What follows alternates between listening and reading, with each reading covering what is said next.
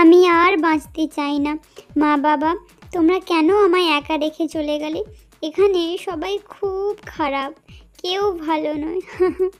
আমি আর এভাবে বাঁচতে পারছি না। আমি তোমাদের কাছে আসছি মা বাবা, আমি আসছি। এই বলে টুনি জলে ঝাঁপ দিয়ে দেয়, কিন্তু তার যখন চোখ খোলে সে তখন দেখে সে একটা সুন্দর ঘরের মধ্যে। এটা কোথায়? আমার যতদূর মনে আছে আমি তো জলে ঝাঁপ দিয়েছিলাম। এটা আবার কার বাড়ি, আর আমাকে এখানে কেই বা নিয়ে এলো? দেখি তো, বাইরে গিয়ে দেখি তো। টুনি ঘর থেকে বাইরে বেরায় এবং বেরিয়ে সে অবাক হয়ে যায়। সে যখন বাইরে বেরিয়ে দেখে, ওমা ওমা, এ আমি কি দেখছি? যে একটা কাঁঠালের বাড়ি। কাঁঠালের বাড়ি এই জঙ্গলের মধ্যে, কিন্তু আমাকে এখানে কে আনলো? ঠিক তখনই টুনির কাছে দুটি পরী আসে। পরি, আমাকে কি তোমরাই এখানে এনেছো? আমাকে তোমরা কেন বাঁচালে? ছোট্ট টুনি, আমরাই তোমাকে বাঁচিয়েছি, কিন্তু কেন তুমি নিজের জীবন এভাবে শেষ করে দিতে যাচ্ছিলে আমাদের বলো তো? আমি বড়ই অসহায়। আমি আমার মা বাবার সাথে থাকতাম, কিন্তু তারা আর নেই। তাই এই পৃথিবীতে আমার আর বাঁচতে ইচ্ছা করছে না। তাই আমি নিজেকে শেষ করে দিতে যাচ্ছিলাম। তুমি কি বলছো আমরা ঠিক বুঝতে পারছি না।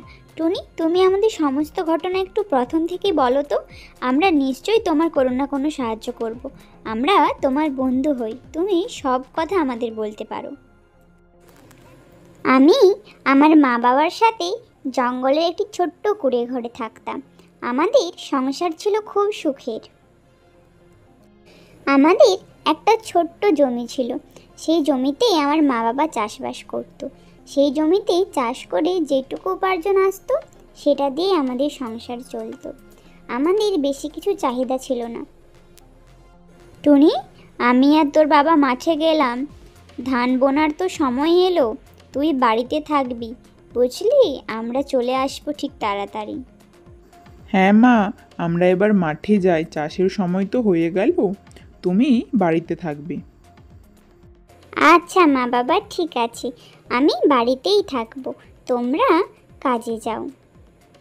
এই বলে টুনির মা বাবা কাজে যেতে লাগলো। টুনির মা বাবা জমিতে অনেক পরিশ্রম করত, কারণ সেই জমিটিই ছিল তাদের একমাত্র উপার্জনের ভরসা। সেটার উপরেই তারা নির্ভরশীল ছিল।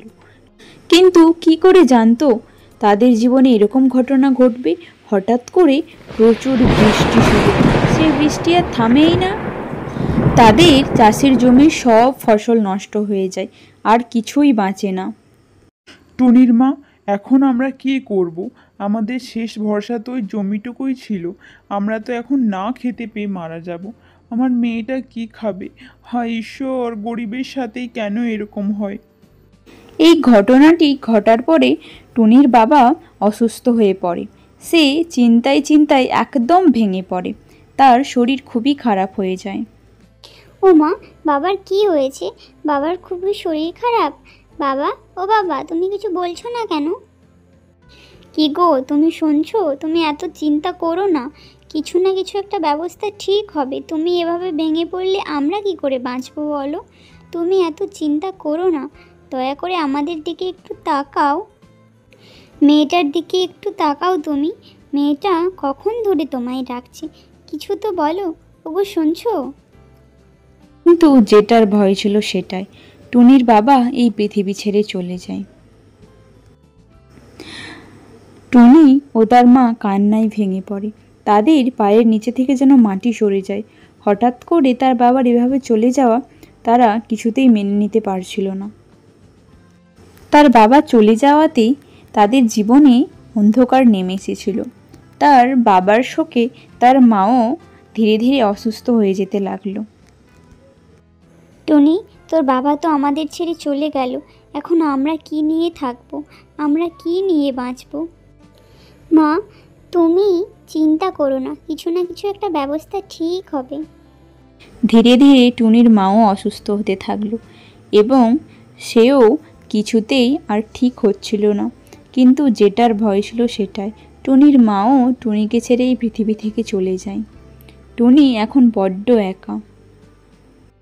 মা বাবা, তোমরা দুজনেই আমাকে এভাবে ছেড়ে চলে গেলে। আমি এখন এই পৃথিবীতে কী নিয়ে বাঁচবো? আমাকেও তোমাদের সাথে নিয়ে যেতে পারতে। মা বাবা, আমার একা একা থাকতে খুব কষ্ট হচ্ছে। আমি তোমাদের ছেড়ে একদম থাকতে পারছি না। তোমরা আমায় কেন একা রেখে চলে গেলে? আমি কী ভুল করেছিলাম যে আমাকে এত কষ্ট পেতে হচ্ছে? টুনি কান্নায় ভেঙে পড়ে। তার আশেপাশে কেউ তাকে সাহায্য করার মতো। সে কি করবে কিছুই বুঝতে পারছিল না। তার খিদেও পাচ্ছিল।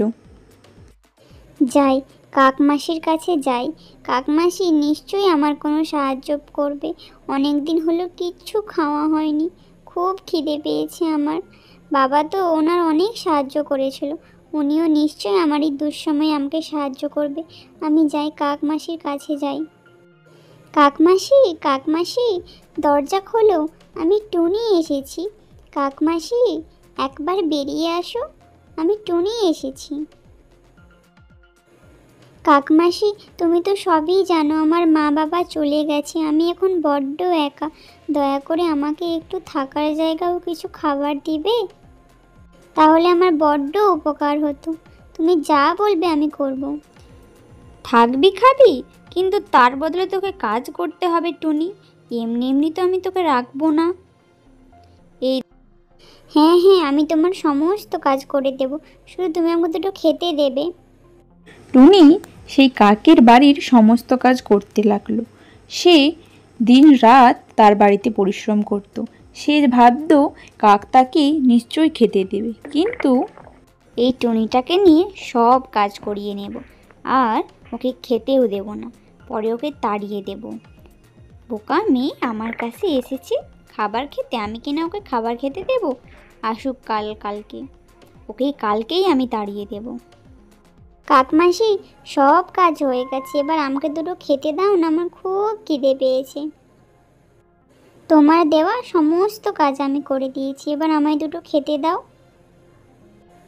আর যে বাকি কাজগুলো আছে আমি নয় খাওয়ার পরে করে দেব, কিন্তু আমি সকাল থেকে কিচ্ছু খাইনি, আর আমি পারছি না, আমাকে আগে দুটো খেতে দাও। কি খেতে দেব? খাবার টাওয়ার হবে না, এখান থেকে চলে যা বলছি। কাজ নেই, আমার কাছে খাবার চাইতে এসেছি। কোথায় কাজ করেছিস তুই? একটা কাজও ভালো করে করিসনি, এখান থেকে যা বলছি, যা।